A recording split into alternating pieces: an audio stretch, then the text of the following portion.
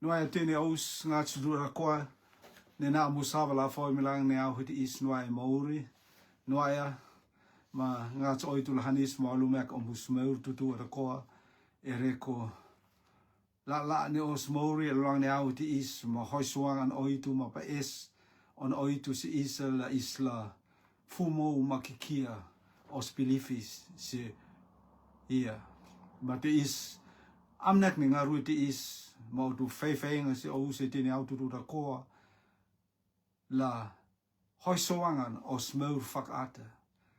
la pola isla inia ya fomomo ne koroa ne kireson oitu maon inea maon paese la is la meur e Jesu Karisto ma isla po la rea ngaruit ne apa ekvahia se is tutu ada ko la rea forasa koyang ne rongheng on Jesu Karisto la te ni istutu ada koa os konanga o oi malariri ma te ni istutu ra koa famerutuma e rutuma e fiti me ututu ni rente la isla po e meu se es ngata ang ni tore e os pilifit se Jesu Karisto ma te is ko se sing te is amnektiut ne pola na se ousa ma fefeang se ousa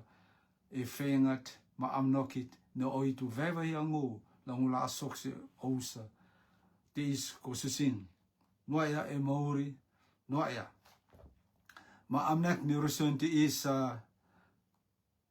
hilte on Jesu se isa hilte on Jesu Karisto se isa famori te is amnek mo resonit mo heila ngula aluk se ousa ma ataf se ousa i te mo oyon rengel ausla inia ne os tiang iset ma os hoikananga ma oitu yo te is out ka tipu muet e meur te is ne is memoruk e lalong ne aho te is pukata rakeksi isa ne mumo meur fak forum ma meur fak ata maurit ne is au ka ti ka pumo ka versi oitu meur fak ata maurit ne oitu te e onri renge maurit ne amnokim ona hei mon sala te onri renge te meur fak ata, yang ke meur fak rendi, yang ke meur fak for, ko meur fak ata. Ma te is ko se sing lewa la reta sro itut, ma te is la ut me mef se moa. Te ngate Jehova mas hause la o ekse o hanisu, te ngate fomomou na o kirese, ko te ngate ne apa ek la nasi o misa, ko te ngate te is leu ma se aho te is, ko te ngate moa, faraki se ea, ko te ngate la o nene i, ma fomomou na o kirese, ko te ngate la mola, tene o te misa whamur tutuma, o te misa koinanga o oi malariri ne te hanua te rutuma fiti me utni randi ata koa ko te ngate. La e la a elem tene iris tutu ata koa ko te ngate. La el se ea, pilif se ea, ma no se ea, ma maur e ea ko te ngate. Te is farakif tene te ko te ngate, asman mano, leta Jesu Karisto. Karo misa amorang ise. Amen, amen, amen. Hallelujah. Iko koinang. Ava hileumia ko se sing. Se isa la pola isla rea hei. Ne is la mo si seya. Ma is hileuma se katoangte. Ista katoangat ne sahe okia. Fomamau ne teet ne Jesu Karisto revea se isa. Ma ia tortoria se isa.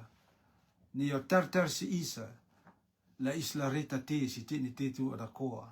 No ka iskal pilif si Jesu Karisto ma iskal poara amnokit masalat maheit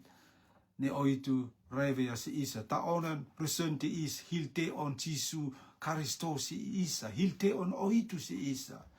Yo hila is si utlelei, yo hila is la isla mousi ya, yo hila is si tit ni o inia marei vaya. Ne la leleisi os mauri, e la ruang ne meur ti is, e renti is.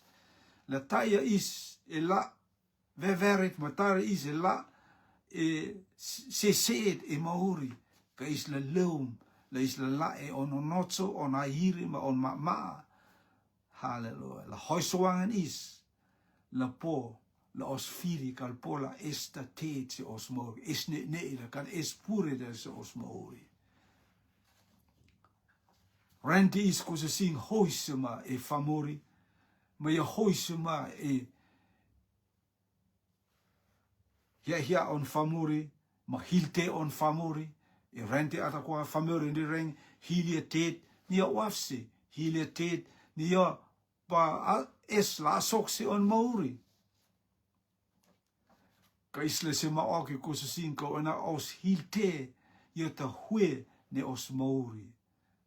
No ka is hilte, hilia telelei, ma ia ta la istala tawa hue ne lelei se os mauri. Ka no ka is hilia tet ne ka lelei, ma istala tawa hue ne ka lelei se os mauri. Mango ine ako sa sing ne famir ma oia lolang ne au hite is. Iris kat wafra se tene sok se oris mauri. Ereko tene ang tau se oris mauri, ma te is ko sa sing. Oitu pa es la au te is la isla hilia, la pola yo esiat la pola suia tene armautu tu atako. Yo esiat la pola suia tene angrava ne sal noa ne is hoi puang e os mauri. Yo esiat la pola asoka tete is. Puhata rakek si isa. I tjone vei sang honde ma ut sang honde unipuk te is ko se sing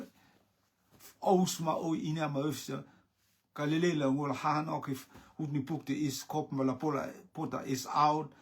la pola ver si os mauri puk hada yang tapak ma se isa ne le hana ta ia leum ki kia la tesi ia leum ki kia la hana al akte ma mene akte ka chisuia ko ena leum singoa mangou tala na maur si ea ko ena ngou po maur fo mamau chone vei sang honde man ut sang honde te is ko se sing isi wafle la si hutut nis inia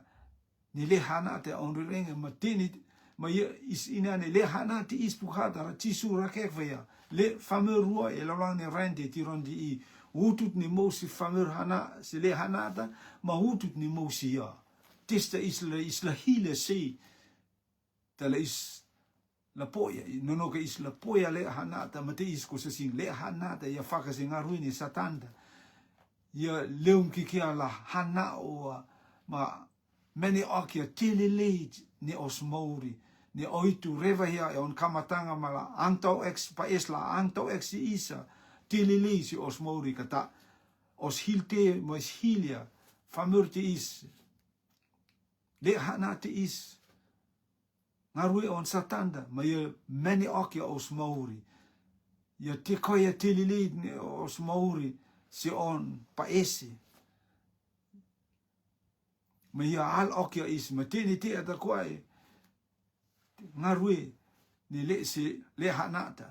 ka ngarui on Jesu Karisto paes ye nasi ea mauri ma mauri si es ngata ang ni tore te is ko si sing is koplarea hei mits ni islamos se utusta islamosi seia no ka islamosi satanda hot manihede ko se sing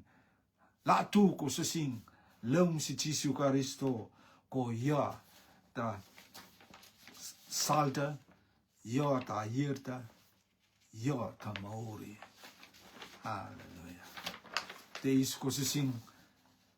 bukhata rakek si isa na isla si mama okene oitu ya on hanisi si isa kamataf ma e kamatang fu okiong ne ranti is koi oitu ona he maha si isa mon hanisi si isa mi ya hilvia is la e ya on le de Jesu Karisto yang ke ya isisi kala e ya on fuang Karistota la pum la maur si os fuang tutu ta amnekit ni oitu hilvia e on kamatanga mumua tini te ata koa ko oitu ona he mataka fu si isa famori la ista la mua e tini te tutu da koa la is la maur mano e Jesu Karisto pukata ea si isa ma eanke temena ka isla no e ma isla no e airi si ya ma kolua on hanisi si osmori ma on hanisi si isa yo kolua is yo mataua is Yo ke si isa ni tesi isla vare e os mauri. E reko on pa hoiswanga te os mauri ko se sing. Utliam de ea si isa ko se sing ne ya apa ek wa ya is, ma ya hil wa ya is. La isla ma yo, si au si is ngata ang ni tore. Ma yang kita mena ka yo pa isla putua is. La isla mau si ya, la isla mau si on kono huangta. Kono huang fak o itu. Ko se sing. Kono huang fak famorit, ma kono huang fak o itu. Kono huang tes de emotie. Nonoka emotie kono huang fak famorit. Ko se sing hotom kono huang ta masuro se kono huang on o itu. E reko o itu pa isla putua o mauri. Ma mata o e au noa te is. Ma yang kia temena ka pukada ea si isa. Yo na ea si isa kleur ni on keresi si isa.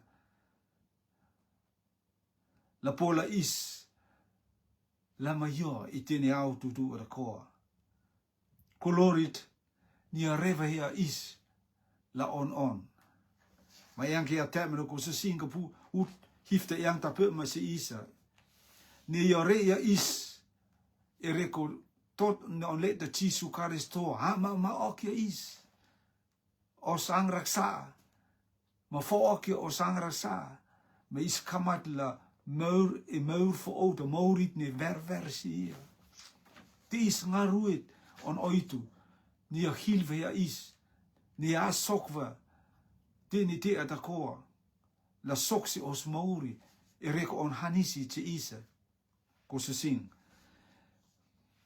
Ma hoed walde yang tapeur me se isa ko se sing. Je nave se isa inea.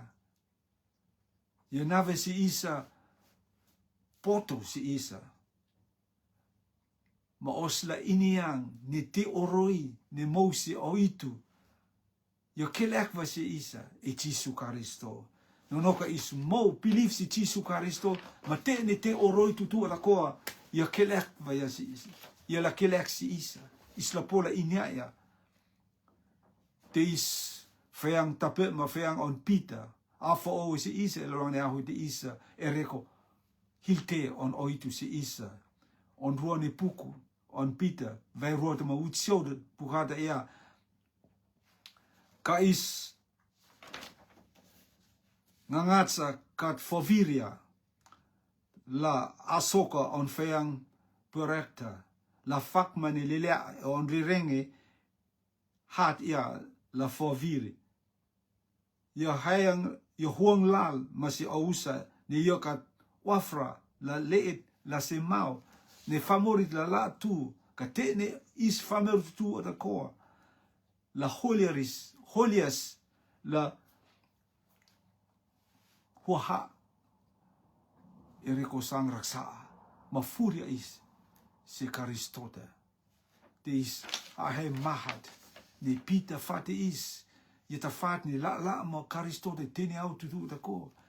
Ma ya ini ato tonvo teet ne is au, mi ne oitu hilvea la mosi isa ko se sing. On rue puk on Hebrew wij rua ma hoed folder. Tees puk hade eta pe ma se isa. Ka is la soita pen. Ke poi ka is kat. A mahra. A morianta. Tiut on oitu. Ne weh se isa. Ma ha fumo ek we se isa. Iris ne afoi wohia. Tees ko se sing. Oitu ya kan is lera la pola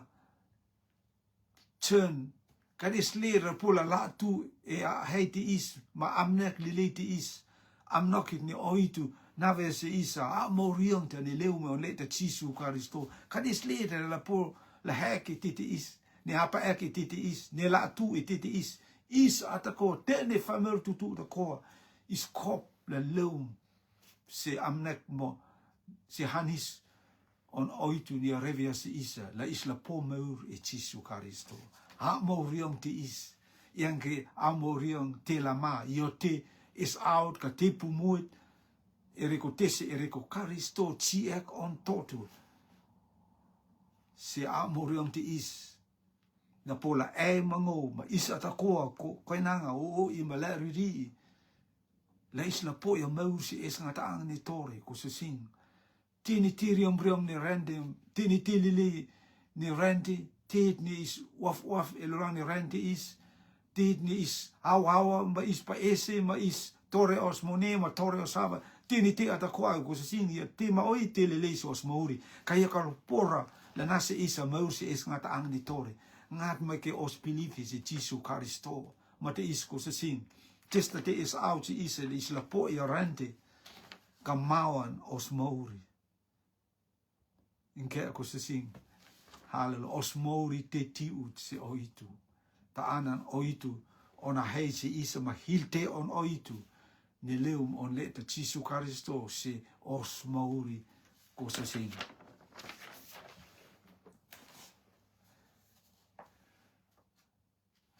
On ruane amnoki se isa on pumone am nek bumuit se isa ko sing. Leo e tjone wij samen walden maar goed vlammen heeft dat dit is resun dit is maar am nek ni resun dit is maar de krijg het ni ooit op isla ek mag se on hanisi mo hilteet ni rebe se isa tisu hilia la halse ayerda Deis ko se sing hilte on Jesu se isa yo hile ya la al se airda deis amnek mumohi deis amnokit ko se sing mo pa es la inia ni Jesu hile le ya la al se airda tino anot ko se sing elolang ni rente is la famur airet le ya la hile ya la al Tino noche famori ko sing la famur no nochot ka ia la pola hoi puang matisi lili. Kal pura la sok e meur fak famori. Ka tete I sokun se Karistota. Yo pum yo famur atakot yo famori ne no nocho a ire matini te ia. Ka ia ini atotun vai ne yo la hal yo kop la hal se airta. Mate is ko sing Air on oitu au ma oin rengi is hopuang ma te ru te kokon kair on oitu no fumo ma is e avat ni sasap si air ta ma nog air te o la soks os mori ka is la inia ma isifia ni oitu ma isi te ni au tutu ra ko na oitu kal ro ra air ta e isa puhada ia ma vese isi tjone vese ma hekto hutu ona Jesu ia en ngota salda e kona ngota air ta ka ngota mauri Sasap se air on oitu ko se sing ma yo oitu kal fuera is. Sasap se air on oitu ko se sing ma oitu kal roera is. Te is amnek mumoh ne os resunda. Jesu hals se airta. On toto chieke oi fakrauta si airta. Ne famuri kat pola iniaya. Lal ne air on oitu si os mauri. Pugata ia se isa, Jesu, ne avat ne Jesu leu, ma whareang ma Pilato, ma Pilato ia se ia, ko ai sau Jesu ia, ena ia, te airit, ngota sau, ngu sau anila isirili, ma iang kia ngota sau anila isirili, tapema, ka ngota sau, di tini sau tutua da ko. Ngota ngangatsa, di tini ngangatsa tutua da ko. Ma yang kita merbak ereko tete is Jesu hasum Jesu ya ena ereko tete is ngua asum serente la por la ngola witness oxia tene famur tutura koa airta ma on la witness oxia airta si tene famur tutura koa io kopla al Jesu hilia iris ne a foi se ia la on kusosin Che poi che è mo si Jesu Karisto ko se sin, ma è la fumo e airta. È la air se airto ko se sin. E si ro airta, Jesu iota airta. Halleluja. On ruona amnoki ko se sin, hilte on Jesu se isa. Testa ia hile se is on rui Jesu hilia se isa. La yo ta rau ifit ne keresi si os mauri. Yo hila yo la yo ta rau if ne keresi si os mauri. Ko kat islera la po la rau ifit se os mauri se keres ne os mauri ka isle da pola hele wang heta ka isle da pola ti koya ti hite is la yola hilia rau if ti is rau if ne keresi se os mauri ka isle da pola ti koya ka isle da po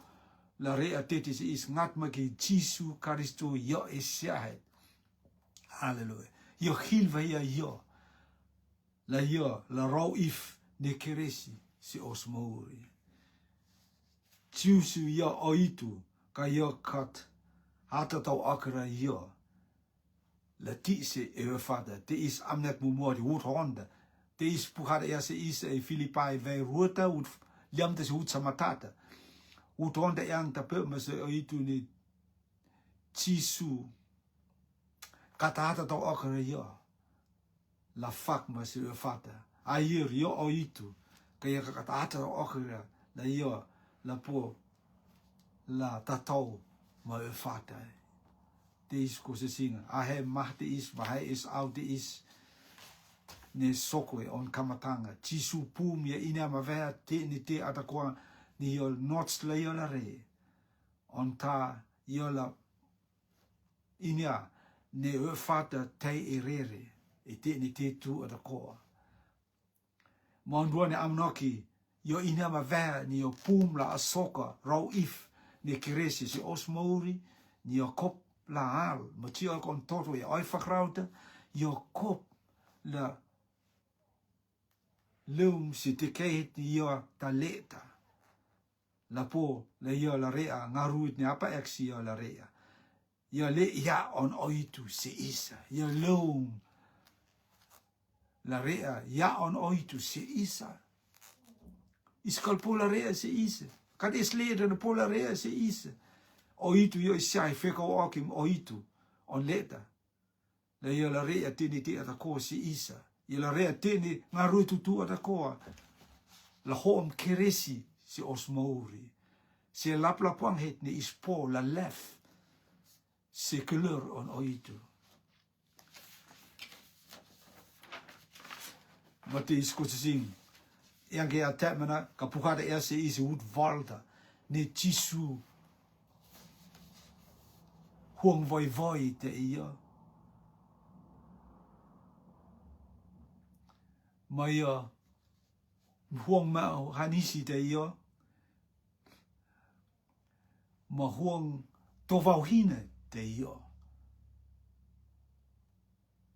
ma te ni te ata kwae ni o re ngaru te is hele se avat ni a fa se oi fagraude ja voi on hunger je huang to vauhion se amnokit ne we fata nave yola asok titi isa je ka chenra ona hei je ka rere da tit se sevat ni tit ne ka nonotsi yola re fugada ia mai yo huang voi se te ni te tu da ko la te ni tu da ko la sok e reke yo hilvaya la yo la os ro if ne keresi se os mauri ko se sing te is ko se sing yang ke atemna ko se sing ka Jesu hilvaya la reta te se os mauri e reke yo hilvaya la yo la ro ifit se os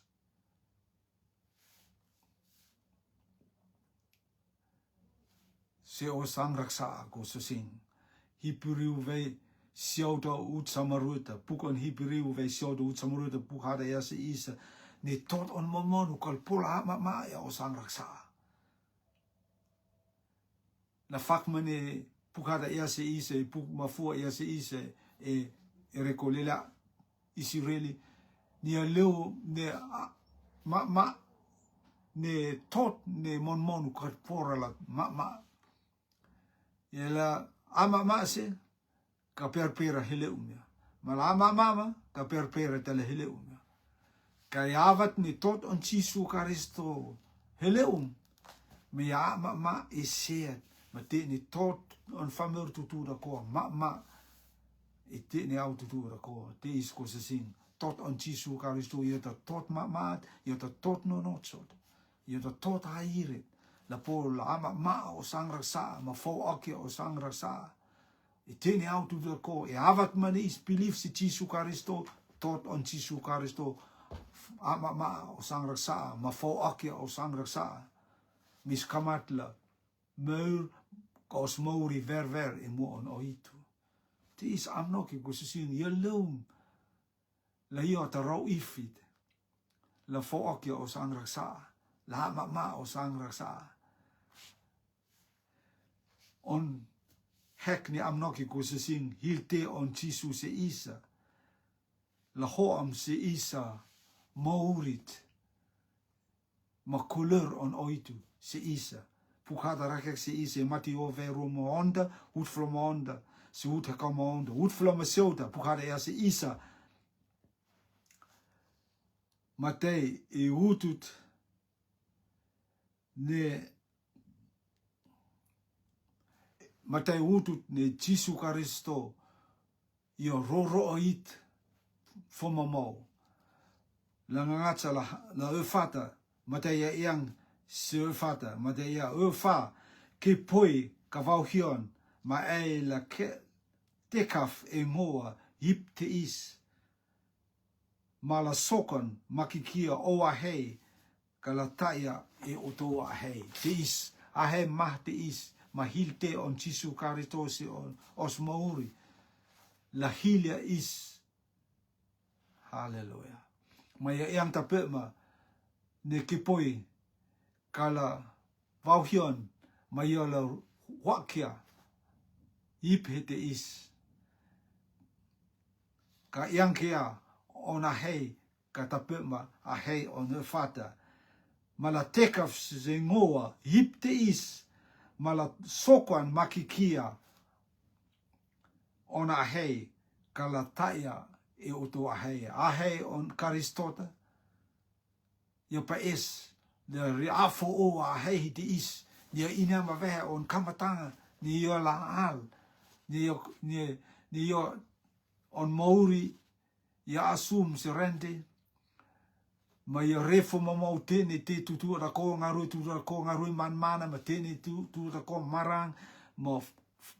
a maur famur ma oi tu ra ko ka yo ina ma vehe ni yo la al ma te is ko se sing on ro itu la luang ne uti te is Gethsemane yo roit fe in la por la ona heil la fakma se a hei ne fata kala se a sokon ona hei ka ya la soko a hei ne fata nave ya se is se ya ma te is ko se sing ereko te is yo pova hia on ro itu ma fakmurion en ro itu inava ni yo pova hia ni o pova ya kolori mi ina ma vehe on laonga si oi fakrafta kan estera la pola fuoka ya ma te is ko se sing am nek ne a hei te is ko se sing ereko atamu muta famori al ke atamata on rue famori pomeur se es ngata ang ne tore e oris bilifi te Jesu Karisto te is ko se sing hallelujah vek mumuta veket te iteni mawan ereko angrak sa ma veket te Gethsemane hoam mauri la poia veket te iteni ho maurit ni nonos la mo se iteni ko se sing ma te is amnak ni resende se te ni ris ne mau se te ni ris ni so e oitu te is amnak te is Karistota re la hom te ni ris ne mau la iris la rei e Jesu Karisto la iris la pomaur e Jesu Karisto pukada ia se ise atamu muta ala heleuen ka atamatan rue Karistota ho mauri ma te is ko se sing hile loang ne tiron di ela mousi tese ela mousi ela nono makikia iteni ne rata iteni vekot ne mama ua vekot ne angraksa e on ringe vekot ne is hal iteni au du ko se vekete Getsemani ne hom se isa couleur on oitu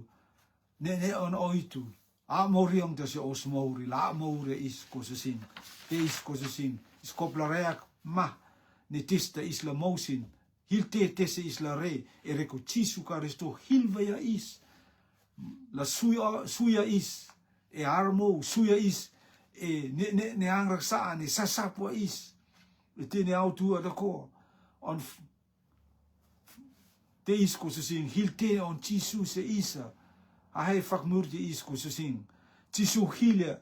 rau if ne oi whakrauta rau if koko ne oi whakrauta se on mauri la naia se isa para ne mauri yo hilia para koko ne oi whakrauta se yo le la naia se isa para ne kolori se os mauri kosesin ma yo hoi puang ya inawa hia ni yo la hoi puang ma te ru ma te kok ru ma te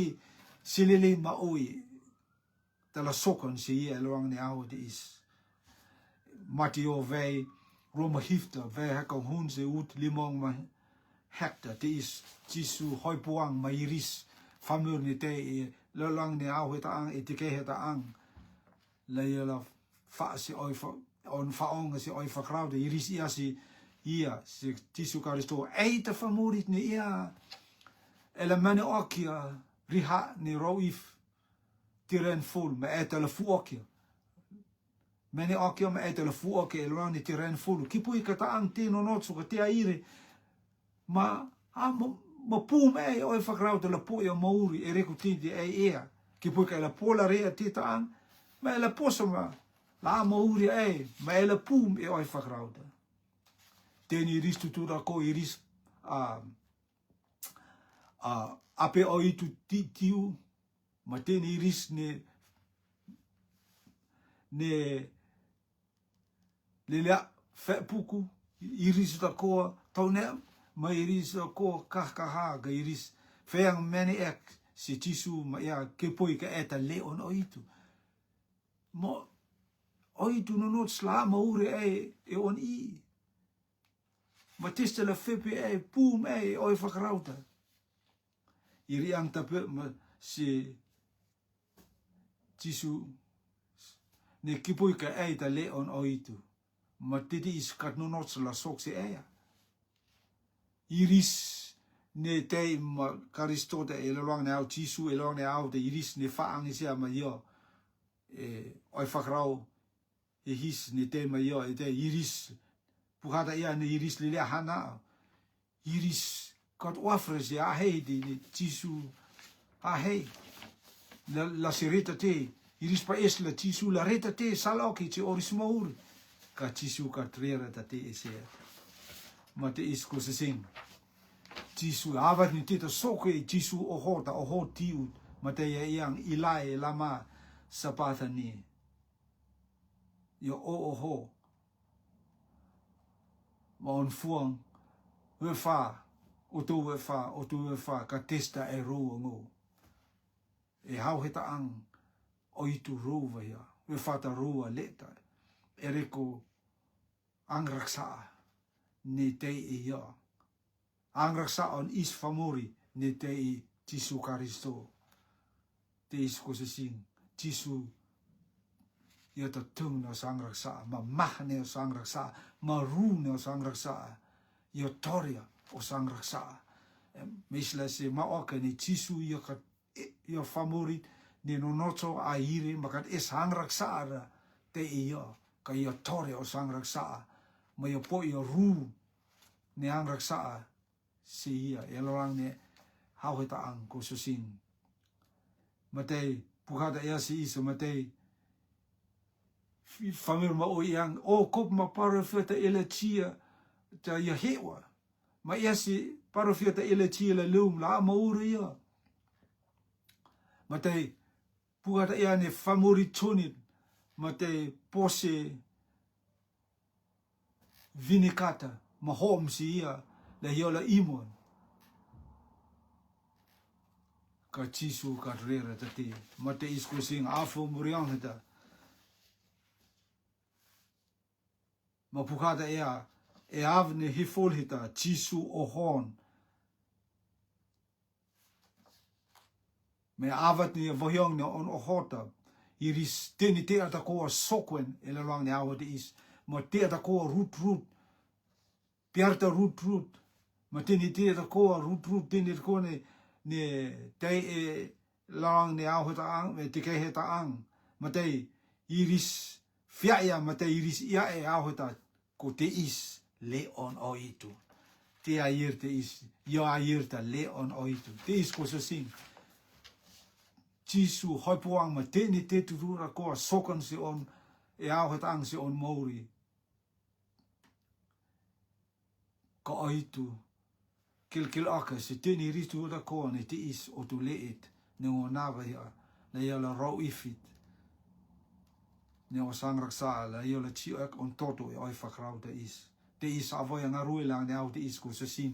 hil te on Jisu se isa. Testa is hilia e la lang ne au te isi. Ia te pumut ka te si au. Nonoka is hilia Jisu Karisto.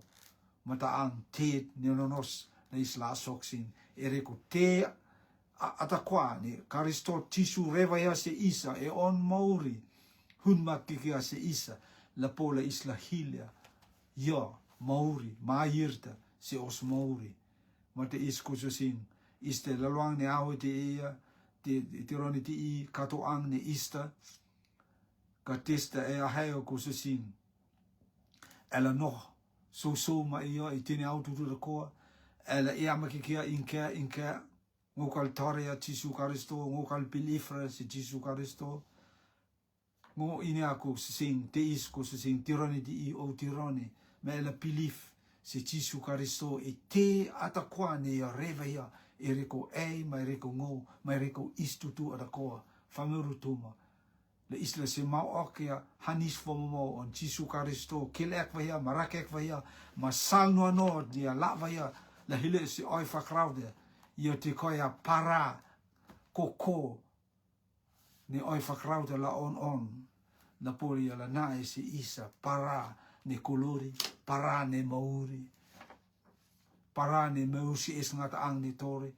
para ni isla poia maur ma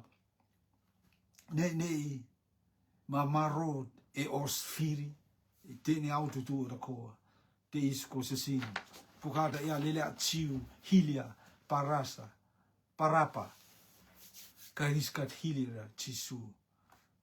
masi e masi ngo masi tene isto tu da koa le rang ne au de is seita is hilia si hilia parapa kususin ka isla hilia Jisu Karisto te is kusasin tene te tura kongo tukur se ea kusasin o a hei mau hil te ea kusasin ki poi ka hila Jisu Karisto e ahu te isi la se o Maori kusasin e ka luha hue akra ka nonoka e la nohma kikia e sisi kusasin maya ka lelere se o Maori kusasin e reko e sisi oitu hanisi ea Karisto da reve a teni tililisi ea ka ia kalpola rita te so o Maori. E se ma oke kusasin ni le hana da leum kikia na hana ale akte ma meni akte Jisu ya ina ngau leum na nasi ea Maori ma mausi es ngata ang ne tore. E si mausi le hana da. E si mausi hutut ne maksulda on rengi. Hotom e hut maksulda hotom e hutut ne ka nonotsra la e la mosin ma leum si Jisu Karisto la poia Maurit ma poia amnokit ni oitu amneksi e ko susin la oitu ma e tini au no ma tini au tutu da ko ma e kalpora la hoa ko susin te is avois nga ru e te ru oitu ko susin tinga te Jehova hanis ko tinga te ma au kiresi ko tinga te ma hanisi ko tinga te ma au ni ko tinga te